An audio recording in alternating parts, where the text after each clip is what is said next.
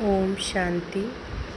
आज 29 मई 2024 की साकार मधुर महावाक्य है। आज के मधुर महावाक्य में बाबा बोले, मीठे बच्चे, याद से याद मिलती है। जो बच्चे प्यार से बाप को याद करते हैं उनकी कशिश बाप को भी होती है। याद से याद मिलती है। जो बच्चे प्यार से बाप को याद करते हैं उनकी कशिश बाप को भी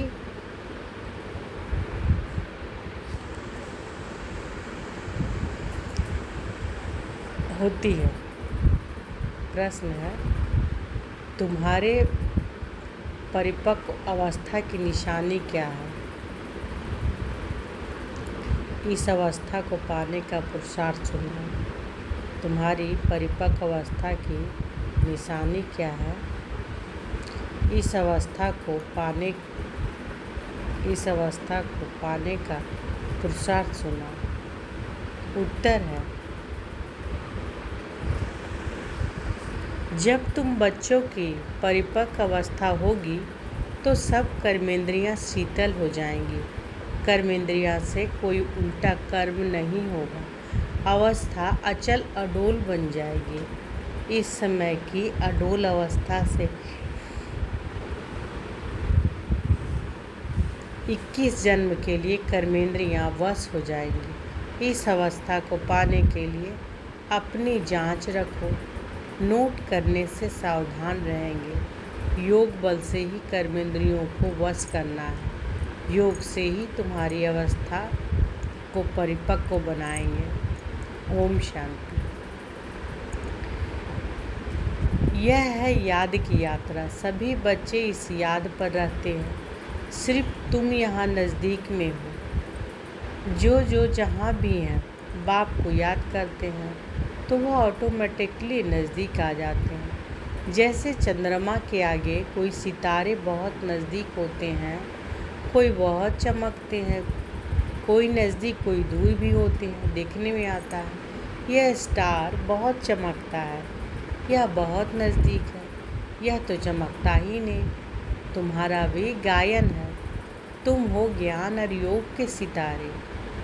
तो आज बाबा हम सबको क्या टाइटल दिए कि तुम हो ज्ञान और योग के सितारे। ज्ञान सूर्य मिला है बच्चों को। बाप बच्चों को ही याद करते हैं। जो सर्विसेबल बच्चे हैं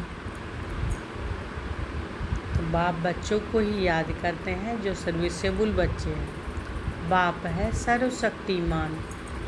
उस बाप को ही याद करते हैं तो याद से याद मिलती है। जहाँ जहाँ ऐसे ऐसे सर्विसेबल बच्चे हैं तो ज्ञान सूर्य बाप भी उन्हों को याद करते हैं। बच्चे भी याद करते हैं। जो बच्चे याद नहीं करते उनको बाप भी याद नहीं करते। जो बच्चे याद नहीं करते उनको बाप भी याद नहीं करते। उनको बाप की याद भी नहीं पहुंचती है। याद से याद ज़रूर मिलती है। बच्चों को भी याद करना है। बच्चे पूछते हैं, बाबा आप हमको याद करते हैं? बाप कहते हैं, क्यों नहीं। इस रीति बाप क्यों नहीं याद करते? जो जास्ती पवित्र हैं और बाप से बहुत प्यार है तो कशिश भी ऐसे करते हैं। हर एक अपने से पूछे कि हम कहाँ तक बाबा को याद करते हैं। एक की याद में रहने से फिर यह पुरानी दुनिया भूल जाती है। बाप को ही याद करते करते जाकर मिलते हैं। अब मिलने का समय आया हुआ है। ड्रामा का राज भी बाप ने समझाया है। बाप आते हैं, आकर बच्चों को अपना रूहानी बच्चा बनाते हैं। पतित से पावन कैसे बनो सो सिखाते हैं। बाप तो एक ही हैं, उनको ही सब याद करते हैं, परंतु याद सबको नंबरवार अपने अपने पुरुषार्थ अनुसार मिलती है। जितना बहुत याद करेंगे वह जैसे कि सामने खड़े हैं। कर्मातीत अवस्था भी ऐसी होनी है। जितना याद करेंगे कर्मेंद्रियां चंचल नहीं होंगी। कर्मेंद्रियां चंचल बहुत होती हैं ना, इसको ही माया कहा जाता है। कर्मेंद्रियां से कुछ भी खराब कर्म ना हो। यहाँ योग बल से कर्मेंद्रियों को वश करना है। वो लोग तो दवाइयों से वश करते हैं। बच्चे कहते हैं, बाबा यह क्यों नहीं वश होती है? बाप कहते हैं, तुम जितना याद करेंगे उतना कर्मेंद्रियां वश हो जाएंगी। इसको कहा जाता है कर्मातीत अवस्था। यह सिर्फ याद की यात्रा से ही होता है। इसलिए भारत का प्राचीन राजयोग गाया हुआ है। सो तो भगवान ही सिखलाएंगे। भगवान सिखलाते हैं अपने बच्चों को, तुम्हें इन विकारी कर्मेंद्रियों पर योग बल से जीत पाने का पुरुषार्थ करना है। संपूर्ण पिछाड़ी में होंगे। जब परिपक्व अवस्था होगी फिर कोई भी कर्मेंद्रियां चंचलता नहीं करेंगी। अभी चंचलता बंद होने से फिर 21 जन्म के लिए कोई भी कर्मेंद्रिय धोखा नहीं देगी। 21 जन्म के लिए कर्मेंद्रिय अवश्य हो जाती है। सबसे मुख्य है काम। याद करते करते कर्मेंद्रियां वश होती जाएंगी। अभी कर्मेंद्रियों को वश करने से आधा कल्प के लिए इनाम मिलता है। वश नहीं कर सकते हैं तो फिर पाप रह जाते हैं। तुम्हारे पाप योग बल से कटते जाएंगे। तुम पवित्र होते जाते हो। यह है नंबर 1 सब्जेक्ट। बुलाते भी हैं पतित से पावन होने के लिए, तो बाप ही आकर पावन बनाते हैं। बाप ही नॉलेजफुल है। बाप कहते हैं कि आपने को आत्मा समझो, बाप को याद करो। यह भी नॉलेज है। एक है बाप की नॉलेज, दूसरा है 84 जन्म के चक्र की नॉलेज। 2 नॉलेज है। तो बाबा क्या कह रहे हैं कि अपने को आत्मा समझो, बाप को याद करो। यह भी नॉलेज है। एक है योग की नॉलेज, दूसरा 84 जन्म के चक्र की नॉलेज। 2 नॉलेज है। फिर उसमें दैवी गुण ऑटोमेटिकली मर्ज है। बच्चे जानते हैं कि हम मनुष्य से देवता बनते हैं तो दैवी गुण भी जरूर धारण करने हैं। अपनी जांच करनी है। नोट करने से अपने ऊपर सावधान रहेंगे। अपनी जांच रखेंगे तो कोई भूल नहीं होगी। बाप खुद कहते हैं, मामेकम याद करो, तुमने ही मुझे बुलाया है क्योंकि तुम जानते हो बाबा पतित पावन है। वह जब आते हैं तभी यह डायरेक्शन देते हैं। अब इस डायरेक्शन पर अमल करना है आत्माओं को।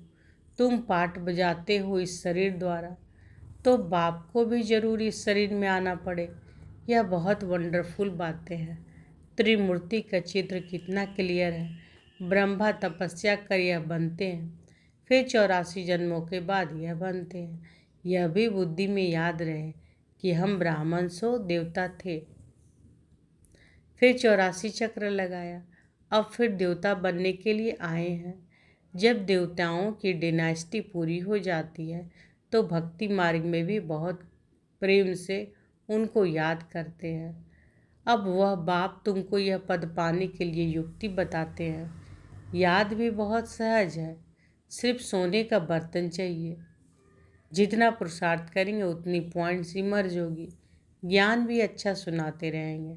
समझेंगे कि जैसे कि बाबा हमारे में प्रवेश कर मुरली चला रहे हैं। बाबा भी बहुत मदद करते हैं। औरों का भी कल्याण करना है।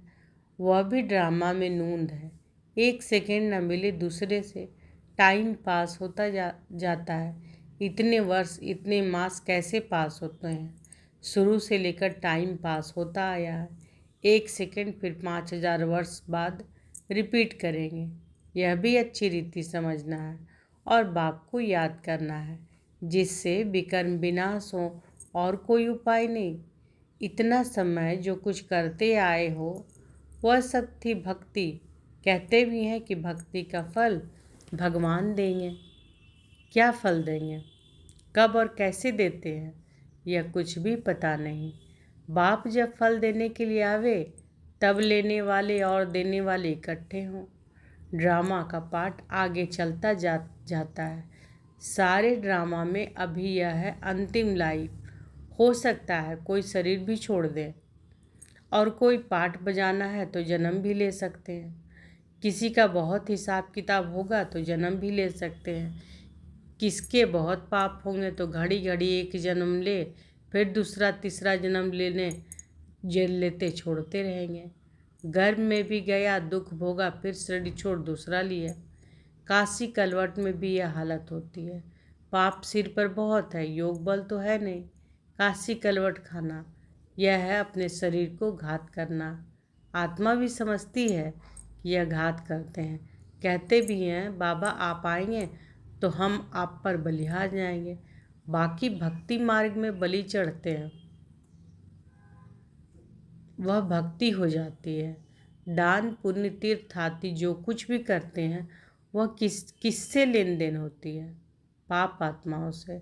रावण राज्य है ना, बाप कहते हैं खबरदारी से लेन देन करना। वहाँ कहाँ कोई खराब काम में लगाया तो सिर पर बोझा पड़ जाएगा। दान पुण्य भी बड़ा खबरदारी से करना होता है।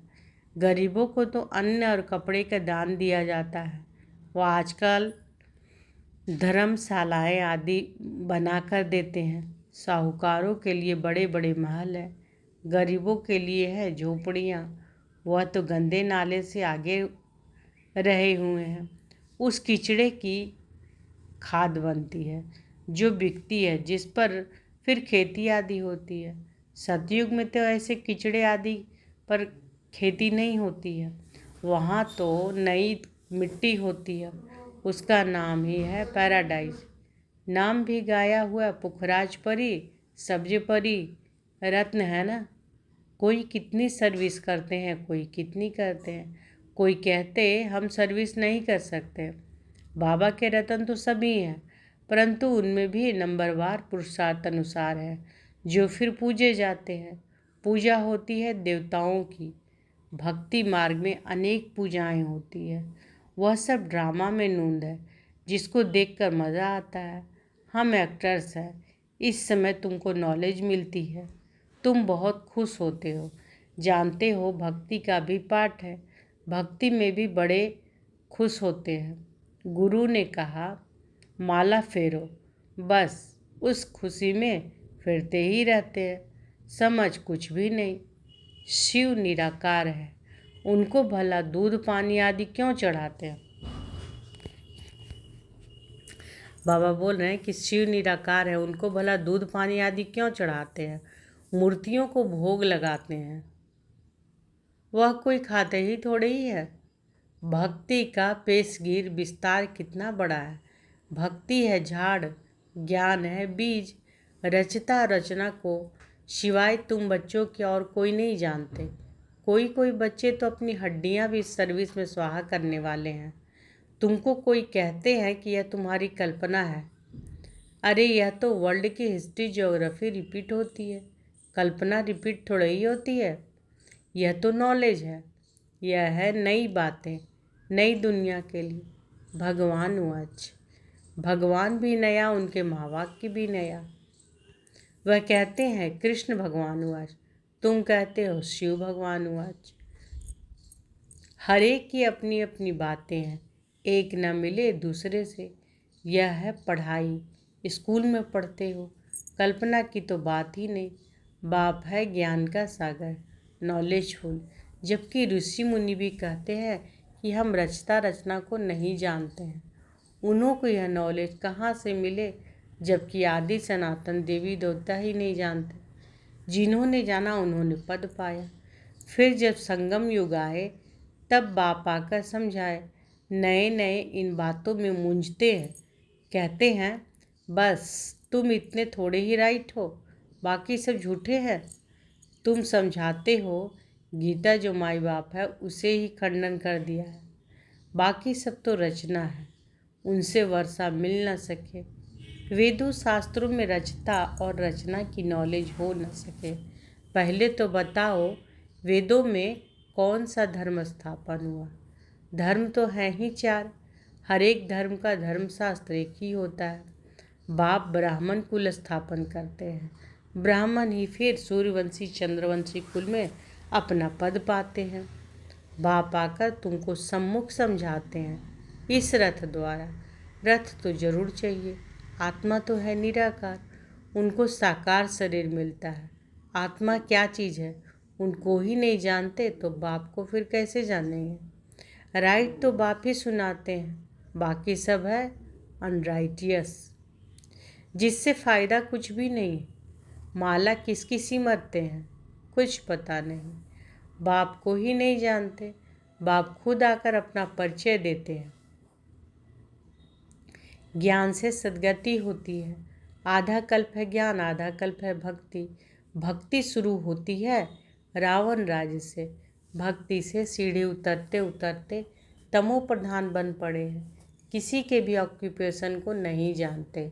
भगवान की कितनी पूजा करते हैं, जानते कुछ भी नहीं। तो बाप समझाते हैं, इतना उच्च पद पाने के लिए अपने को आत्मा समझना है और बाप को याद करना है। इसमें है मेहनत। अगर किसी की बुद्धि मोटी है तो मोटी बुद्धि से याद करे, परंतु याद एक को ही करे। गाते भी हैं कि बाबा आप आएंगे तो आपसे ही बुद्धि योग जोड़ेंगे। अब बाप भी आए हैं। तुम सब किससे मिलने आए हो? जो प्राण दान देते हैं, आत्मा को अमरलोक में ले जाते हैं। बाप ने समझाया है, काल पर जीत पहनाता हूँ, तुमको अमरलोक में ले जाता हूँ। दिखाते हैं ना, अमर कथा पार्वती को सुनाई। अब अमरनाथ तो एक ही है। हिमालय पहाड़ पर बैठ थोड़े ही कथा सुनाएंगे। भक्ति मार्ग की हर बात में वंडर लगता है। अच्छा, मीठे मीठे सिक्के लदे बच्चों प्रति माता पिता बाप दादा का याद प्यार और गुड मॉर्निंग। रूहानी बाप की रूहानी बच्चों को नमस्ते। हम रूहानी बच्चों की रूहानी माता पिता बाप दादा को याद प्यार गुड मॉर्निंग और नमस्ते नमस्ते नमस्ते। शुक्रिया बाबा, शुक्रिया। धारणा के लिए मुख्य सार। पहला है, योग बल से कर्मेंद्रिय जीत बन संपूर्ण पवित्र बनना है। इस अवस्था को पाने के लिए अपनी जांच करते रहना है। योग बल से कर्मेंद्रिय जीत बन संपूर्ण पवित्र बनना है। इस अवस्था को पाने के लिए अपनी जांच करते रहना है। दूसरा है, सदा बुद्धि में याद रखना है कि हम ही ब्राह्मण सो देवता थे, अब फिर देवता बनने के लिए आए हैं। इसलिए बहुत खबरदारी से पाप और पुण्य को समझकर लेन देन करनी है। आज बाबा वरदान दिए हैं, सर्व सत्ताओं को सहयोगी बनाए, प्रत्यक्षता का पर्दा खोलने वाले सच्चे सेवाधारी भव। सर्व सत्ताओं को सहयोगी बनाए, प्रत्यक्षता का पर्दा खोलने वाले सच्चे सेवाधारी भव।